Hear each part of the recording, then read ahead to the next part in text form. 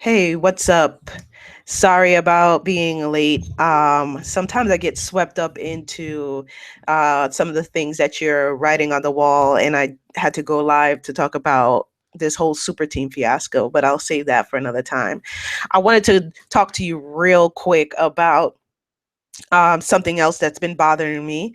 I see on the wall that people are saying that Russell Westbrook is the reason why Kevin Durant is now in Golden State, and it's all his fault. And if he had done this or that, or let Kevin Durant take the lead, or pass Kevin Durant the ball, and all this other things that I believe is total crap, then he would still be in Oklahoma City. I think that's false.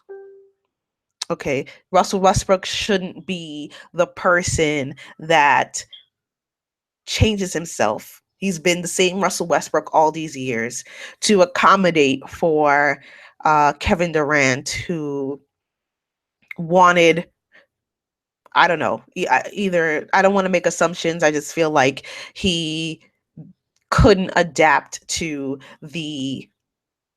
uh, the way that Russell Westbrook carries himself, a confident man, and he definitely demands a lot of attention. He's very flamboyant, but he also has a type A, or he's an alpha mentality, and I guess Kevin Durant couldn't deal with it. But that's not one of my reasons. I have two reasons why the Oklahoma City Thunder can't keep stars, and none of them are Russell Westbrook. Some of them, some of you predicted one of them on the wall and said, "Well, one of the reasons why Oklahoma City can't keep stars because it's Oklahoma City." Um, and I've been there a couple of times because I feel like if I am going to be a fan of a team and not live in the city, I don't live in Oklahoma City, that I should actually go there to prove to myself that I'm not just a bandwagon fan. So I've been there a few times. It's a beautiful, beautiful place. It's on the up and up because the team is bringing a lot of business, a lot of excitement around the city. What people don't factor in when they discuss why stars don't come to the squad is the weather. Now it sound I know you guys say, bah, that doesn't matter. Like there are cold places, like people still go to Cleveland and blah blah blah. But the weather in Oklahoma is very, very hostile. And I'll say that, and I'll say a little bit of what I know. So I went to Oklahoma and twice in a year once to see two home games because I was about it that year. And I went in February and it was cool. Like it wasn't too cold, like New York City cold, but it was winter. A little cool. And then I went again in April. And I felt like when I was there, people were like, "Wow, you're a real fan. You came out to Oklahoma in April." I'm like, I didn't do my history. I didn't do my research. I didn't say, oh, April isn't a good month. I was just like, I got a ticket. I'm going to Oklahoma. It's April. So what? It's a day. April. I remember it was an April 4th game, and they were going to play the San Antonio Spurs.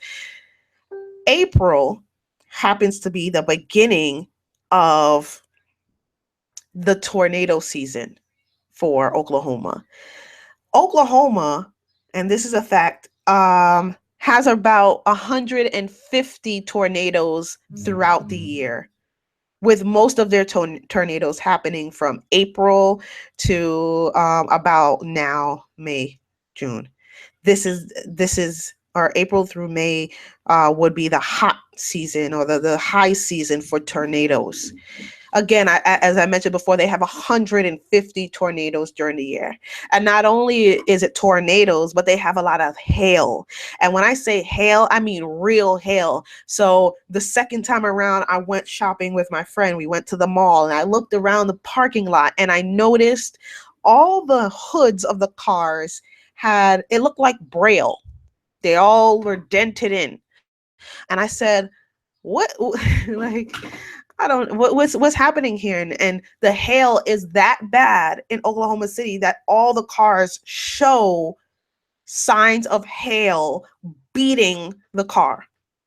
Now, some people, some of these stars, weather is an important factor. They want to be by a beach. They want to be someplace where it's warm. They want to hang out. They want to do clubbing and all that sort of thing.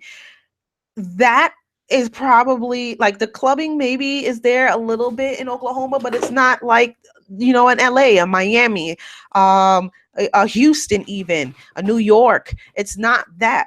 It's really not that. Like, you're literally like back to the tornadoes. Like, I was in a hotel and I was walking around the bend, and in the hotel they have instructions for the safe house, how to go underground or wherever their safe room was if a tornado hit. I had never ever seen that in a hotel ever, right? But that's what they face. So that's the number one reason. One of the reasons why people can't come to Oklahoma. It's not Russell Westbrook.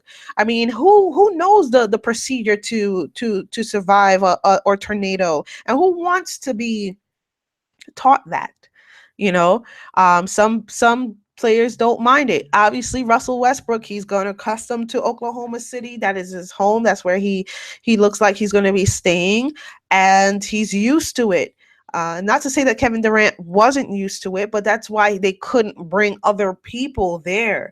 When they do their research and think about and hear about the weather, that isn't something that you really want to move into unless you're really desperate and want to stay in the NBA. So they're trying. I truly believe that management is trying to bring them there, but the weather is a big thing. And it's again, Russell Westbrook's attitude is not the reason. It's really a scary thing to think about if you're not used to it. So my second reason is something that I've hinted to on the wall. I think Yena has said that several times today in other discussions. But the second reason why the Oklahoma City Thunder have problems keeping or getting stars is management. Now, when I mean management, I don't mean like they're awful people. I just think they're inexperienced. I just think that they need to learn the tricks to be able to, and excuse my French for not figuring out a different way to say this, but they need to figure out how to bamboozle these players to stay here, and manage the egos. What they weren't successfully able to do was manage Kevin Durant, Russell Westbrook, and James Harden's egos. Okay.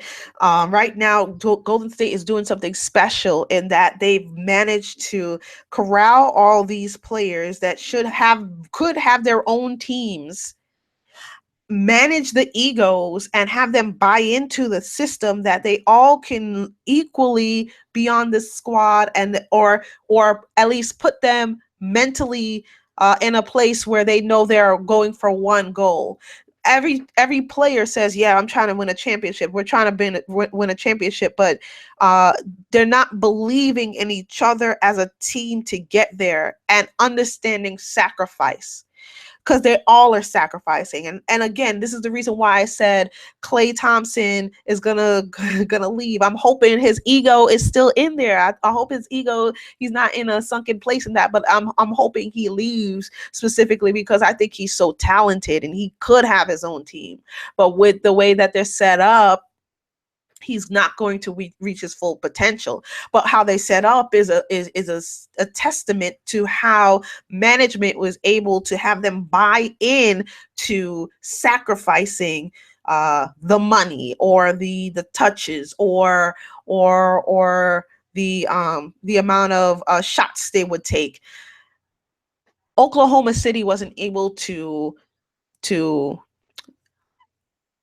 kind of get James Harden on that page. He was the first person to leave. He was coming off the bench. Now he leads Houston. He is a leader, but they weren't able to convince him that he should stay there and in whatever role. Yeah, he could have started, but like I said, Golden State has the great thing about Golden State is that their starting and their bench could both be starting lineups, right? And so him on the bench, convincing him that being on the bench was okay would have been a good thing. Now, there's also the lifestyle that I think that's a separate conversation for another time, because I think that James Harden has a different lifestyle, or wanted a different lifestyle than Oklahoma had set up for him. But he would, again, that's something that you can buy and get somebody to buy into. I hear that Kevin Durant and Russell Westbrook had some beef, or Kevin Durant wanted Russell Westbrook traded or whatever. They should have stayed together, and management should have done a lot more to keep them together. But they didn't. All right. There's a certain psychological things you can do to massage that situation, and they didn't do it. So those are my two reasons. I think that management maturing and learning how to deal with these players psychologically, it was a big factor, because Golden State has mastered it. The San Antonio Spurs have mastered it. All the recent champions have. The Miami Heat fell apart because they didn't master that. And that's another story, but they didn't master massaging the ego of LeBron to keep him there. And the weather. Again, the weather is a big factor. I don't see why people would want to move into that. But if management matures and could convince people that it's worth moving into, then they would have a championship team right now. So I'm hoping they work on that over this summer. So that's that. Let me know if you agree or disagree, but these are the two reasons why Oklahoma City cannot keep their stars.